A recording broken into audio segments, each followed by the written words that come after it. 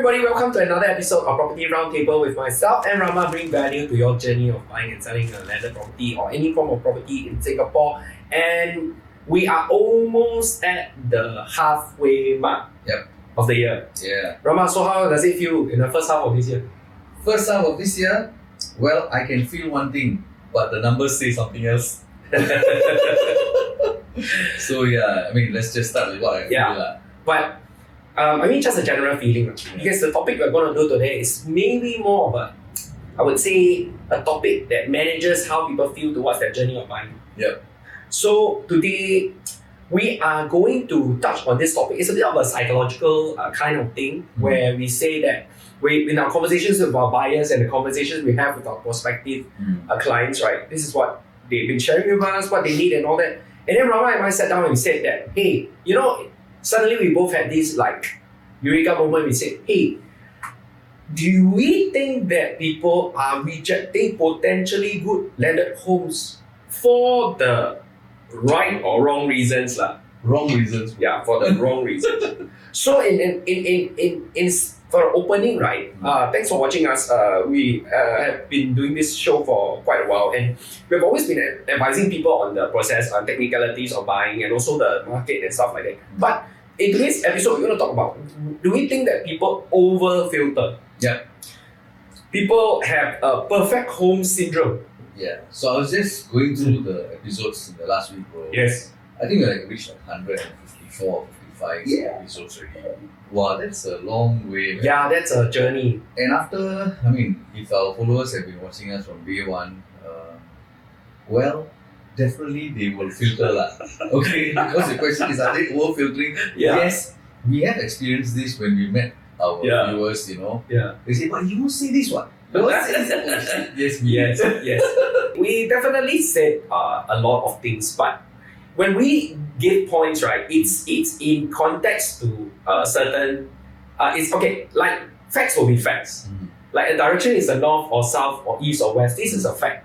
But when it comes to certain people, then they go and match with their feng shui, then they say, hey, I want this facing. It doesn't mean that this facing is out for them. Yeah. But for a generic crowd, right, sometimes they will take that. For example, okay, let's start with, since we spoke on direction, like orientation. Like to some people, they feel, okay, Harvey is west or Rama is west, no. To us, for some practical reasons, we'll say, best don't face west lah, cause hot ma. Yeah. But if you find something suitable in face west, there's always things you can do to help it, right? So I think we have already passed the stage of the luxury of filtering those things.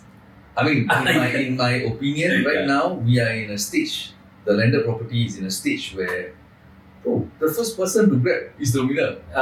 It's no longer, I got this many filters, you can have all the filters you want, but tomorrow the house is not there already. Correct. Yeah. So Rama's point is that today the market is flush with demand. A demand of a buyer and demands of a buyer that have many checklists. Yeah. Or the demand of the buyers that are like, okay, I want to make the step up, and I think whatever that suits generally place is fine for me. So when you have, for example, like orientation, like say things like typically we just raise them, but no specific reason. Like for example, like direction, like say west sun or maybe something east sun also. Like maybe certain people say, maybe I don't like to face the junction for practical reasons, or maybe there's light that shines. But again, there are things that can mitigate, right? About some people, even house numbers. Like Rama, what do you think? Have you had experiences about house numbers? I don't hear this anymore already. No, I need to that. Yeah, it's no longer the number add up to this. Nobody asks this question anymore. Oh God, bro. Every time got this guy, if he will ask you about house number, right, it's because he want to find out which house is it. You tell usually I want a number that got this. Actually, then you will know which house in the district it is. Then you go and knock at the seller, and the agent will say, hi, so and so, we have a buyer that's keen to buy your house. Yeah. They are CSI experts. Undercutting house. Even without the numbers. Yeah, even without the numbers. But it could also weigh between personal preference or actual impact. Now, then let's talk about this specific thing like orientation, right? Or even like certain like numbers and stuff. What you want to know is, if you are a buyer, if you buy something like that, right, is it going to have a hard impact to your lending in future when you want to sell it? The answer is no lah. Yeah. The answer is no. Yeah. Because every house, right, the fact that there's one guy sitting inside the house right now that's trying to sell the house to you, right, he bought the house. So next time, if you buy this house, right, there'll be someone who's going to buy. If you actually go back to the past videos, right, we had an episode on number 4 houses. Yeah. And I tell you, our opinion at that point in time, which is not far off, Yes. was different from our opinions now. Yes. Okay, Correct. the landed market has gone through a transformation. Yes. Okay, it's no longer the same set of Yes. rules. Yeah. Yes. It's 4, just buy. It's Correct. okay one. No need. Correct. Maybe later in summary, we will share with you some of the tips and tricks. So one of the other things that we've realized with some of our clients is that, okay lah, I don't even know whether this is right or wrong, but sometimes we share about the shootout, like the performance of the market, like we did the ranking of the districts, and then because of that, right, then some people will say that we find out that certain people tend to have a district fixation, like district mentality. Now, yesterday on one of our viewings for one of our listings at Jalan Tai Keng area, I wouldn't say which area, but we have a listing. It's in our channel. You can check out the house tour. I met a buyer, and he came and he said that, I actually sold my investment property, and my wife and I are decoupled, and I'm looking for property to invest in, and I'm looking for a land at home. I, as a realtor, and we've been in this industry for so long, our first answer is always, may I know which district you're looking at, which area you're looking for? And his answer is, he said, no, I'm open to anywhere. I said, cannot be open to anywhere. He said, no, the reason because I'm open to anywhere because it is an investment, one. And two is I realized that there isn't many things in the market that I can look at. So I want to be as open as possible. So his parameters are something like anywhere, but all so that he can do his works to the house. And so in that sense, I feel that maybe he may be a subset of a group of buyers out there in today's market. Yeah. So if you're an agent watching us, right, that's a very good tip that Harvey just shared with you guys. Okay, don't ever post the wrong question to the right buyer. Okay, because they may be having a different mindset. Correct. And then you go and post that kind of question, they'll be like, why never think of this? Yeah, because when you have a one district mentality, right, Rama, thing is you will be stuck with that pot of that's available there. So we've never ever gone down to zoom in on the districts, like the details of every district, but short of a very deep dive, right? Every landed market in district, right, has a sub-market. So there are like pockets of like landed around the district. Now, if you're looking specifically at a sub-district in a district itself, right, if the house is not available for sale and there are only that many houses there, you won't have anything to buy. Correct. Right. So, but the time doesn't wait, right? The markets will move and houses will get sold. And then when you look back and you compare, like, hey, do I really look at this postcode or am I looking at the lifestyle there? Is it a necessary leaning on? Which brings us to our next point. Sometimes people are district fixated because they are school fixated. School fixated. That means instead of I need to be in this school, is I want my kid to be in this school. And versus, I happen to be an alumni. Rama, what is your experiences with like this such bias? Like I said, the answer would be very much different from years back. Okay, because I think there are some compromises the buyers need to make. Okay, if you're going to have this as a must, that means the school, then it's going to be really difficult for you because amongst all the other considerations that you have, right? Yeah. This would also affect. Because as much as you want that house, the seller also knows why they're selling the house for, and that's your strong point. So again, your negotiation would dampen because of that particular point. Okay, so to me, you need to compromise that. So if that's going to be a thing, then I might as well, at this point in time, you go and buy a condo better. Yeah. I think what Rama said is actually correct. Whereas if let's say you really don't want to buy a condo, you just want to buy a land, then I will just share with you this. We've had clients, or we've had experiences with clients who came from a spot where they went specifically to buy a house for school reason, and in the end still didn't make it to the school. Wow. So all I can say is, if you make your real estate decision based on a facility or a school or institution, right? You double down on this, right? Which is for a 6-year runway, or perhaps you have more kids. Maybe it's more than one kid. That is a factor that you put in. Albeit the seller also knows that they also happen to be within one click of this school, and a lot of buyers who are in the same bracket also are looking for that house specifically because that one click to that school. In economics, you understand that the demand increases, the supply is only that many, then obviously the price points will shift. That's one. Two, the competition increases as well. And if you can already see that there are many people who are gunning for to be within one click to this school, right? Competition as you're buying the house is as good as the competition you will face when you're going into the school.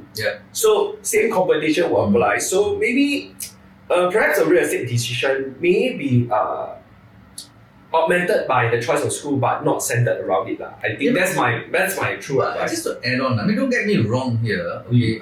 Because in our previous episodes, I think we have discussed this as well. Buying near a preferred school or a good school adds value to the house. Correct. So if that is going to be a primary thing, important consideration for you guys, fine, good, no problem. But you need to compromise on other areas in order to get that. Because yes, correct. Like what Harvey said, I didn't think of that. You may want to buy that particular place because of the school, and then you buy the place, but then your kid doesn't end up getting into the school. Correct. But at least you I think to the school. Correct. Yeah. That becomes like your selling point. Yeah, exactly. Your USP. But the school can move. Just say. Certain schools move. Then people get very angry. Bro, this one is your fate lah. I don't know. Not everything is perfect, right? But never mind, even if the school fails you, a landed segment still will have that, the same old story, right? Say, limited supply. Okay, if you want to hear that, but still in the landed segment, you have a product This one is like buying ETF, bro. You know? Yeah. At the long run, you still win. Yes. You know? It might go down, but then still long run, you still win. Correct. So, given that school is something that people tend to make their decisions around, right? And then somehow, some people will say that, we really one click to, let's say, a school, right? They overthink again, they filter again. They say, okay, now I want freehold. Because I know that leasehold is not so easy to sell, or that there's like market pushback.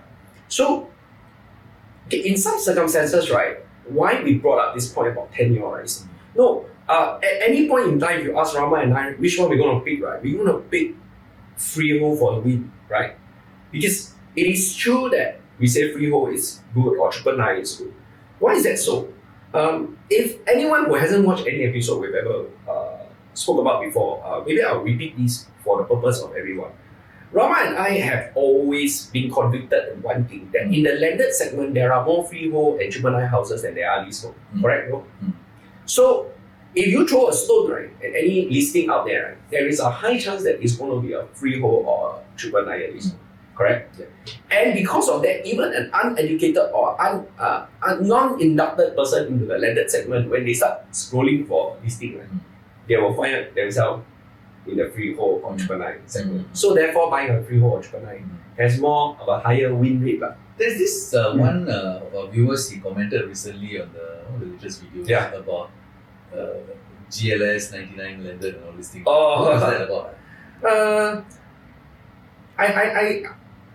I think what he meant was comparing the GLS rather than landed, because in today's terms, right, we don't see the building of leasehold landeds in Singapore happened during an era. So if you go around all the leaseholds in Singapore, you'll find that their leaseholds balance lease is about the same. They happen to be located spread out across the island, but mainly in the east and the west. Quite abundant of them, and then in pockets around Singapore, right? So, but one thing that we have ever mentioned before was that leasehold properties, although may not come across, leasehold landed may not come across as the most stable product in the long run. Right? But when compared against a leasehold condo of the same price point or so, may come across more as a product that offers a lot more rooms, Exactly, bro. en suites. You know, many years ago, even today, okay, why brand new condos, new launches do well, and what is the selling point from a marketing agent's point of view is, brand new people sure like one. Just buy 3 years holding period. After that, sure can sell one. And they are 99-year lease. And these 99-year lease condos, in the next 1 or 2 more rounds, will also go up in prices. The eventual sellers and the buyers, will come in, and the sellers will make money out of it. So the question here remains: wow, 99-year leasehold condo can make money or not? This was the question that was thrown up in the past. It is true when it's a new launch. But what I find surprising in the landed scene is, it is not the same for landed. It's not the new launch that you make money in 99. It's the resale that has actually enjoyed this. It's really interesting, the characteristics, right? Correct. So maybe I'll give a spotlight onto an area that we mentioned before. It's Loyang Villas. So Loyang Villas, as a location itself, I nothing to shout about. To be honest, they'll Max tell you they are near to the airport. They have been near to construction for the longest time. Correct. They will be near. They say that they're near to the airport. They're near to the expressway because at the end you need to exit, right? So you will reach Loyang, and they lean on mature estates like Pasir Ris and Tampines. But in recent news, Loyang Valley has gone for en bloc. And in recent news, there's also that you'll see that the Cross Island Rail actually extends all the way to Loyang area as well. So if you look at it from a perspective like master plan, I think Rama mentioned before, like condos, why they sell well, then later the landed prices will also change, right? Because with these new price points being raised in these areas, right? The ceiling increases for a condo of a bigger size, and that brings them close to the price point of a leasehold landed that offers more in the same vicinity. So maybe if you overfilter, you might miss out this. And two is if you overfilter without having someone to maybe give you a perspective towards how you can still come out smelling like a bit of roses, right? Then perhaps you may lose out on good opportunities and good homes as well. Rama, what about those people who said, I need to look at houses that are more done up because I got budget limitation for rental? How about those? That's exactly the answer. You already have the answer in the question already. They are limited because they want to enter the market, but they already have a budget. They will stretch their budget to enter the market. So if you know that they are stretching the budget to enter the market, they don't have any more money to do up the house already. Right? So that's why they are looking at a done-up house. So what is a done-up house in today's context? We have done-up houses, bro. We are actually, in fact, marketing one of the done-up houses, which is also a low-hanging fruit. Right? Which you mentioned earlier on. Well, if we go into the other soft parameters, like for example, like renovation, right? Renovation is very personal. So a lot of people, they will go out there, will see this home, then they say, I really had to say this, if not I would die. Like recently, there's this dude that came out and said that he renovated his HDB for 500,000 and he got marble everywhere. I mean, it looks like a gaming room. Some people call it look like a lounge or whatever. And then in the very same breath, there was another video that I saw of this house that's based on it that was really done up and very nicely done, tastefully, and it cost about 400 over 1,000. And he also had a marble staircase. You see, this why I'm raising this example is because you see, beauty is an eye of the beholder. When you put value into reno, right, that is how much you want your house to be like. But please do not run away the idea thinking that if you reno, you're going to claw the money back. But if you buy 1 square foot of land, right, in the right area, right, that one sure will help you claw back your money for reno.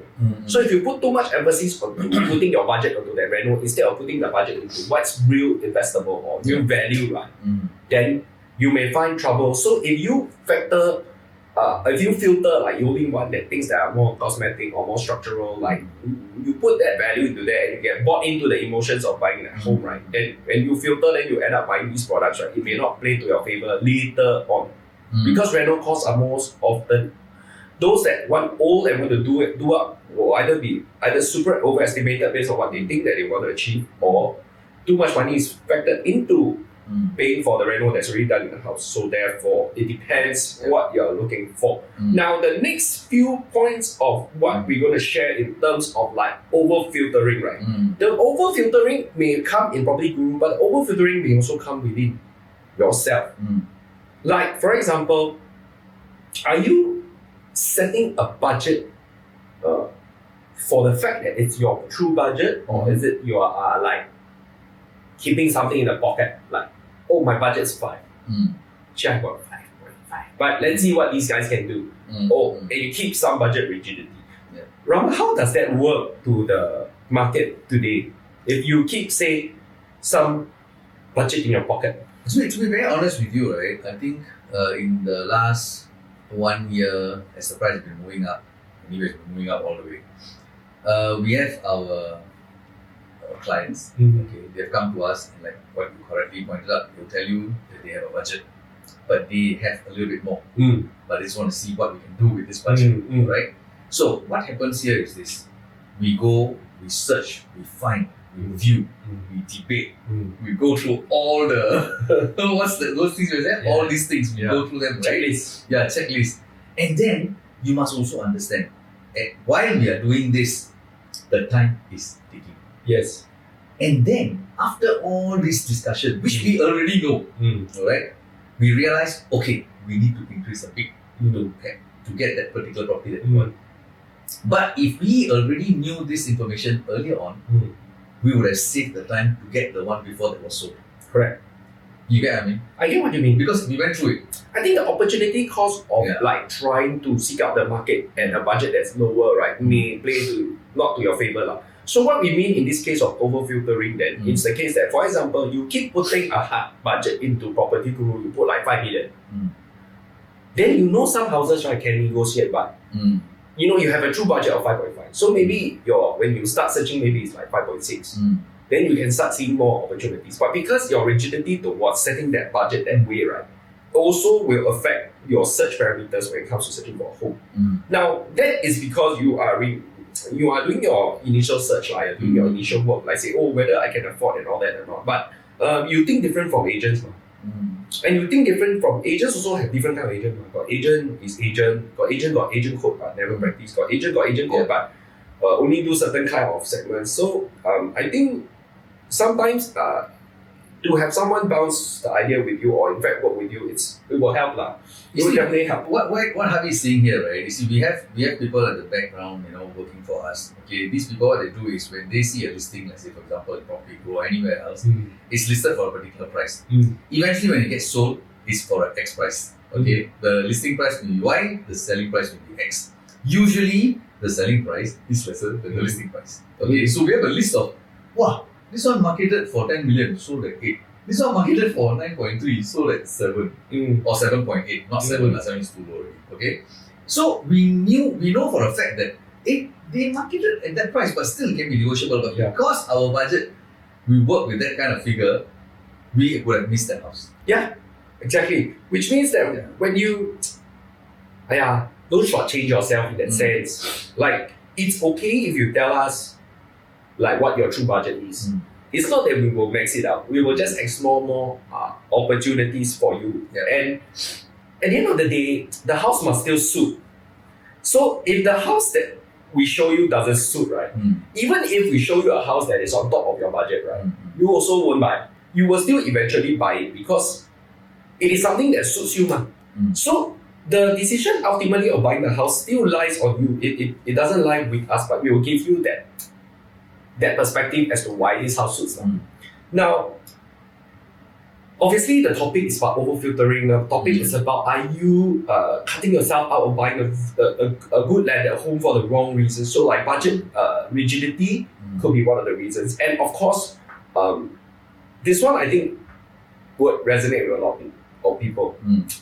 There is that hard logic towards buying a landed home. Okay, Rama and Harvey said we shouldn't look at this. Okay, that's logic. Okay, but I really like this house. I really think that this house still makes sense. I really, after going through rigorous discussion with us, you still feel that in your heart, right, there's this battle between emotion and logic.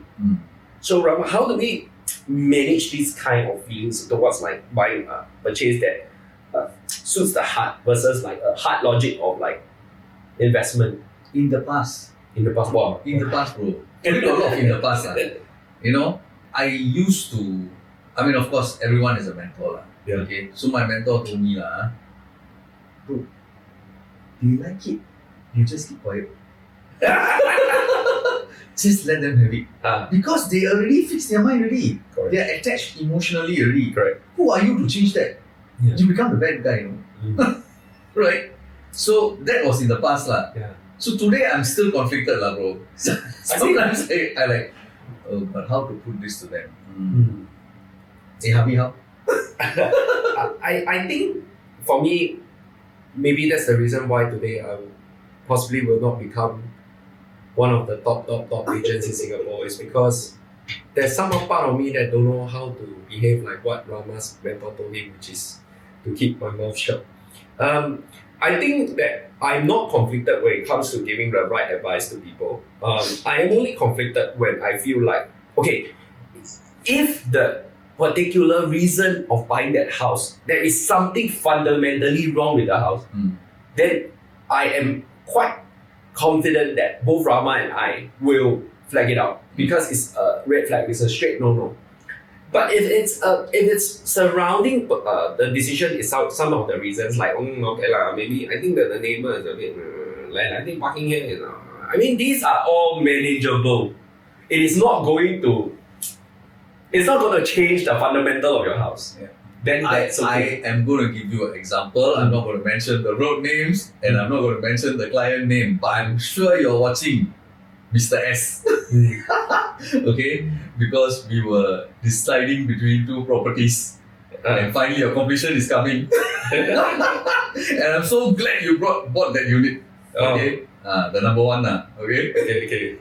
Remember? The Yes, other yes. one was, wow, like I was totally against it. But they liked it as well. I mean, it was numbers wise okay, but that's it. Yeah, fair play.